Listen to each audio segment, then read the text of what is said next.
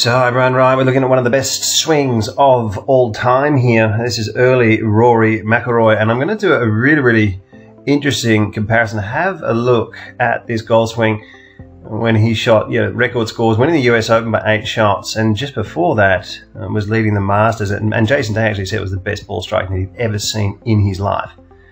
And there's some interesting changes that he's made over the years. I'd like to hear your comments underneath. I'll go through a couple of things, what I believe he did better back then, and whether he moves back into that direction. I mean, he's an unbelievable putter. We just saw that recently when he won the event, but the ball striking perhaps hasn't been as good. I mean, this guy really, when this guy plays the best, this is the thing, look at this swing on the right here. When this guy plays his best golf, he is currently the best in the world, right? So that's also a great way to look at it. I mean, I also think when Dustin Johnson plays his best golf, it's pretty unbelievable too.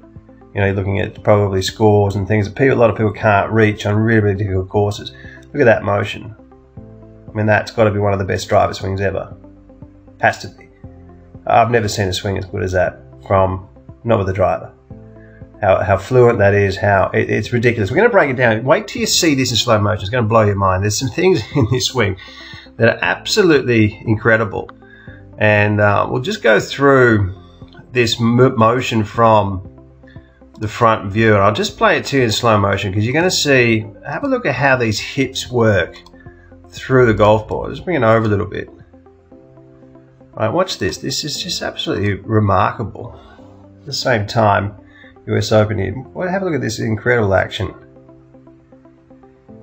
And when he moves down through the ball, watch his hips. They actually work in the opposite direction.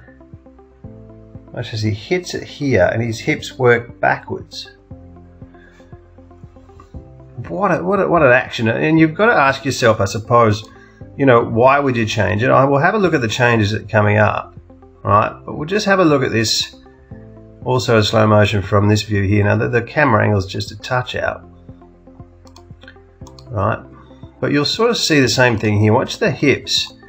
Just watch how they work back in the opposite direction. His shoulder plane was a little steeper. And if you can see that, I'll play that back. Watch these hips go backwards watch this. He hits, and the hips move in the opposite direction. We also see that with Dustin Johnson. We'll go back here, watch this.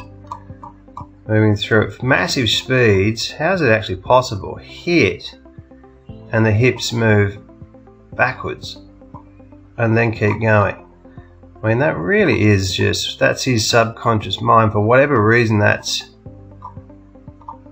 happening, slowing the hips down, working them back. It's just one of the freaks of the game. It's not obviously something that you can think about, but when we have a look at the motion through the ball, it's just so powerful, and it's just so fluent. I love looking at this golf swing. Let's have a look at the back view here, and I think this is an interesting one when we compare the changes that he's made, and hasn't really, the last year or two, last couple of years, hasn't really been hitting the ball, and he's spoken about it as good as he used to. He's actually not. He mentioned he's not sure why. So let me just grab this other swing out here from the back, and we'll have a look at these swing changes. So what you see in this motion here is the swing was lower and it was steeper. All right, so we can see in 2011 he took it back. He had the shaft pointed more between his feet, and he had the hands back a little bit deeper. And with this swing here, we're seeing it set more up on plane, more closer towards the golf ball, but the hands more out in front of him. Alright, and this is an interesting thing. He's also, what he's done here with the swing on the left is because of the plane, the shoulders are extremely steep.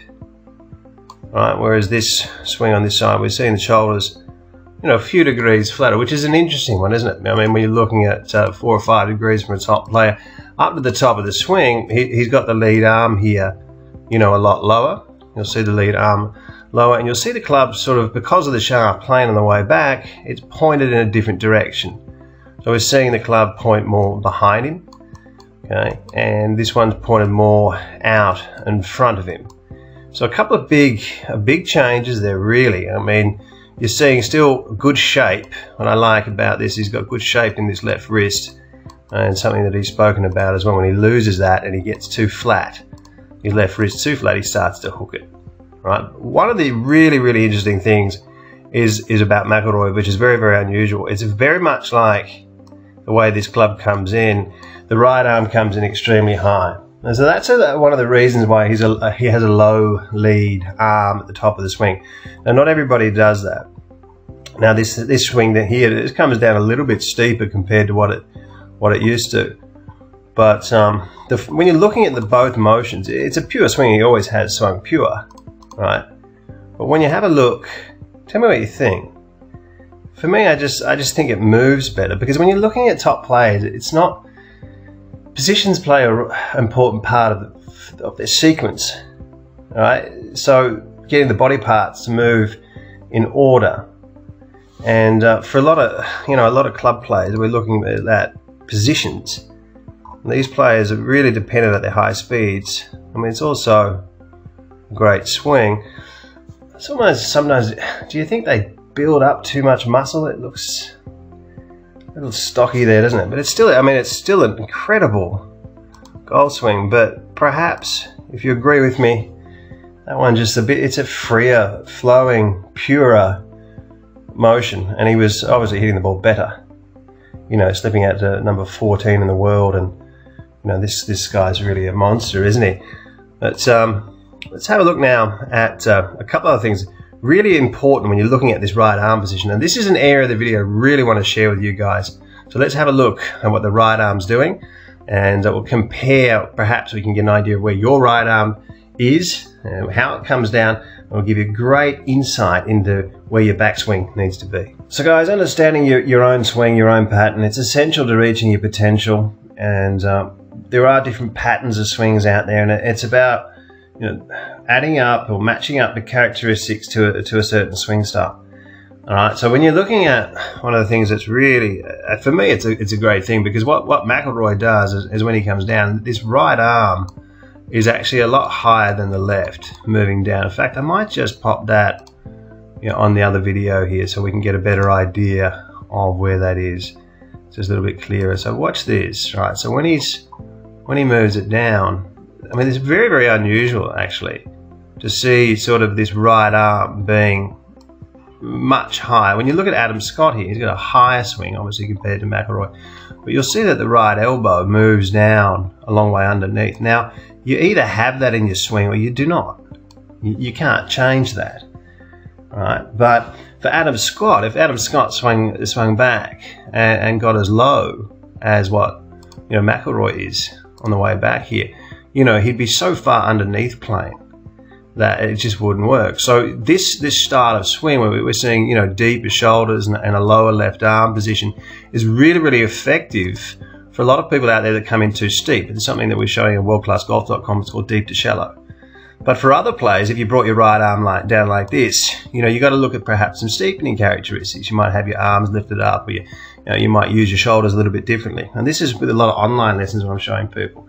So if you have a look at WorldClassGolf.com, there's an online lesson deal combined there with a great membership. Now, when you have a look at another great ball striker who comes in with a high right arm, it's Lee Westwood, and what an incredible ball striker, but you see it there as well.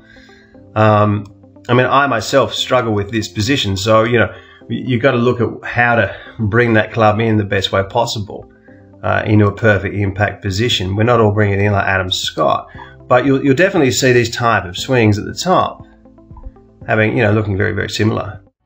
World Class Golf Instruction has over 700 detailed videos for every golfer. Practice programs and evidence-based material is applied to helping you to become your own coach and play your best golf. Join us in the chat room and join the community of World Class Golf Instruction. And this is a fantastic way to look at, you know, where are you? Why are you coming underneath playing? Why are you coming in steep? What characteristics? A lot of people think they know the swing, they really do, But when they actually meet somebody that's a professional instructor and helping a lot of people that's been doing a lot of time, they're a little bit shocked about some of the things that's going on. It's not just about clicking on a couple of YouTube videos and thinking that we have a great understanding. There's a lot more to it. So making sure, guys, that you're getting your hands on the right information. Have a look at worldclassgolf.com, 1,000 videos. Your online lessons are the same format here, side-by-side examples with me. And they go for 20 to 30 minutes. And looking forward to assisting everyone in the future. Very interesting look at Rory McIlroy's unbelievable swing from the early days.